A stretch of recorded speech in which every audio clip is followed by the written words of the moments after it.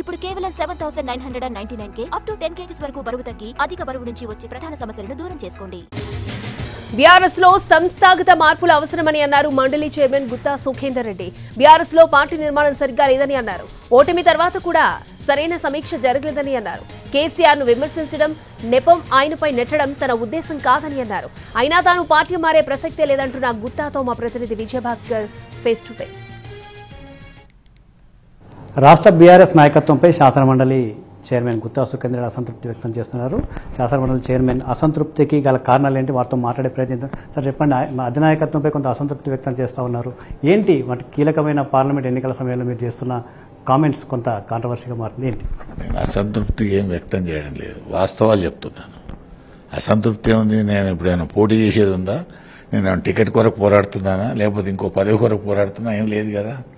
Parliament ఎన్నికల విషయంలో కావచ్చు, లేకపోతే శాసన పరిషత్ సభ్యుల విషయం కావచ్చు, ఇంకో రకంగా ఒకటి మాత్రం ఇవాళ బీఆర్ఎస్ పార్టీ ఎమ్మెల్సీగా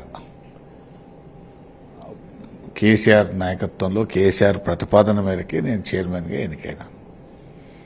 కాబట్టి బీఆర్ఎస్ పార్టీ ఇవాళ ఇంత పెద్ద పరిస్థితిలో, ఇప్పుడు ఏ పార్టీకి అనుబంధం లేకపోయినప్పటికీ గతంలో మనం బీఆర్ఎస్ పార్టీలో టీఆర్ఎస్ పార్టీలో ఉన్నటువంటి వ్యక్తిగా జరుగుతున్నటువంటి పరిణామాల మీద మీరు అడిగినప్పుడు కొంత స్పందించక తప్పదు కాబట్టి స్పందిస్తున్నాను. ఇవాళ ఈ పరిస్థితి రావడానికి కారణం ఏంటంటే ప్రధానంగా పార్టీ నిర్మాణ లోపం. ఒక గ్రామ శాఖ లేదు, మండల శాఖ లేదు, జిల్లా శాఖ లేదు. తర్వాత గెలుపు ఓటముల మీద సమీక్షలు లేవు. ఎప్పుడైనా ఏ రాజకీయ పార్టీ అయినా గెలిచినా సమీక్ష చేసుకుంటుంది, ఓడినా సమీక్ష చేస్తుంది. గెలిస్తే ఏ ప్రాంతంలో ఎక్కువ ఓట్లు వచ్చినాయి, ఇంకెందుకు ఎక్కువ రాలేదు, ఎందుకు ఎక్కడ తక్కువ వచ్చినాయని. ఓడితే అసలు ఓడిపోవడానికి కారణాలు ఏంది? పార్టీ విధానాల వల్ల ఓడిపోయిందా, అభ్యర్థి వల్ల ఓడిపోయిందా, సమన్వయం లేక ఓడిపోయిందా, ఏ పద్ధతిలో ఓడిపోయినామని సమీక్ష చేసుకుంటారు. 2018లో 9 మంది శాసనసభ్యులు గెలిచినటువంటి నల్గొండ జిల్లాలో 88 మంది ఎమ్మెల్యేలతోని అధికారంలోకి వచ్చిన కేసీఆర్ నాయకత్వంలో నల్గొండ జిల్లాలో 2 పార్లమెంట్ స్థానాలు ఓడిపోయినాయి. నేను అప్పటికి పార్లమెంట్ సిట్టింగ్ మెంబర్ను. దాన్ని అడిగినోడు లేడు, తలిసినోడు లేడు. అసలు ఎందుకు ఓడిపోయిందని అడిగినోడు కూడా లేకపోతే పరిస్థితి ఏంది?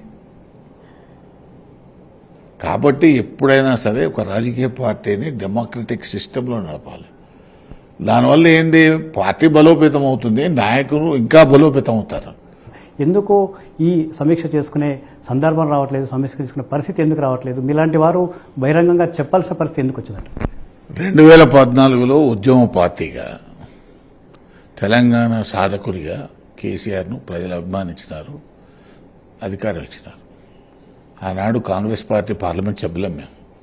మేమంతా తెలంగాణ కొరకు ఫైట్ చేసి బిల్లులు తెచ్చిన వాళ్ళం, బిల్లును పాస్ చేయించిన వాళ్ళం. అయినా మమ్మల్ని పక్కకు పెట్టి టీఆర్ఎస్ని గెలిపించినారు. ఆ 4-5 సంవత్సరాలు మొదటి దఫా మంచి స్కీములు పెట్టినాడు, ప్రజలకు సంక్షేమ పాలన అందించినాడు, రైతు సంక్షేమ పాలన అందించినారు. 18లో అంతకుముందు 63తో గెలిస్తే 18లో 88తో గెలిచినారు పార్టీ. గెలిచిన తర్వాత వచ్చినటువంటి మార్పులే ఈ ఫలితాలకు కారణం. 88 మంది సభ్యులతో ఉన్నటువంటి మన ప్రభుత్వం ఇతరులను కూడా మళ్ళా చేర్చుకొని 103 దాకా తీసుకుపోయినాం. కానీ కొందరు సీనియర్ నేతలు పార్టీని పెడుతున్నారు, మీలాంటి వారు సూచనలు చేస్తున్న పరిస్థితి ఉంది. ఏంటి, ఎలాంటి పరిస్థితులు ఉన్నాయి అనుకోవచ్చు? అధినాయకత్వం దగ్గర నిజంగా ఒక ఇంటెలిజెన్స్ వ్యవస్థ ఉంటుంది, పార్టీ సీనియర్ నేతలు అన్నిటి కేసీఆర్ను బాధ్యత చేయడం కూడా కరెక్ట్ కాదు. కొంతమందికి అన్ని అవకాశాలు ఇచ్చినాడు, అయినా పోయినారు. ఒక కుటుంబంలో కేసీఆర్ కుటుంబంలో ఎంతమందికి పోస్టులు ఉన్నాయో ఇంకో ఆయన కుటుంబంలో అంతమందికి పోస్టులు ఇచ్చినాడు, మరి వాళ్ళు కూడా పోయినారు. ఏంది? కాబట్టి మొత్తం కేసీఆర్దే తప్పనడానికి లేదు. ఇప్పుడు రోజుకి ఏమవుతుందంటే ముఖ్యమంత్రిగా 10 ఏళ్ళు ముఖ్యమంత్రిగా ఉండి, సీనియర్ రాజకీయ నాయకుడిగా ఉండి, తెలంగాణ ఉద్యమ నాయకుడిగా ఉండి, ముఖ్యమంత్రి గారు మాట్లాడేదానికి అవతలోళ్ళు మాట్లాడేదానికి వ్యత్యాసం లేకపోతే కూడా కరెక్ట్ కాదు. కేసీఆర్ను ఒక రకంగా ఊహించుకుంటారు ప్రజలు, ఆ ఊహ తగ్గట్టే కేసీఆర్ మాట్లాడాలి. జిల్లా నాయకత్వానికి కావచ్చు, మంత్రితో కావచ్చు, మాజీ మంత్రితో కావచ్చు, మీకు గ్యాప్ ఉంది. ఈ గ్యాప్ వల్ల అధికారంలో ఉన్న రోజు అసంతృప్తిగా ఉన్నారు, ఇప్పుడు అధికారం లేదు కాబట్టి కొంత అసంతృప్తి బహిరంగంగానే వెళ్ళగలుగుతున్నారని కూడా చెప్తాను. నేను జోక్యమే లేదు. అధికారులు నేర్పించుకునే వాళ్ళ వంతే, అన్ని రకాలుగా చేసేది వాళ్ళ వంతే. పాపాలు చేసినా పుణ్యాలు చేసినా వాళ్ళే చేశారు, నాకేం సంబంధం లేదు. ఏంది అటువంటి ఏదైనా చేద్దామని నాకు అవకాశం కూడా లేదు. మళ్ళీ పార్టీ మారే అవకాశం ఏమన్నా ఉందా? మీరు మీ అబ్బాయి భవిష్యత్తు కోసం ఎలాంటి నిర్ణయం తీసుకోబోతున్నారు? నేను ఏ పార్టీ మారేది లేదు, ఏ పార్టీలో చేరేది లేదు, ఏ పార్టీ నుంచి పోయేది లేదు. నాకు పార్టీనే లేదు. ఇప్పుడు ఈ పదవిలో ఉన్నంతసేపు నాకు ఏ పార్టీతో సంబంధం లేదు. అందరినీ కూడా సమానంగా చూస్తాను.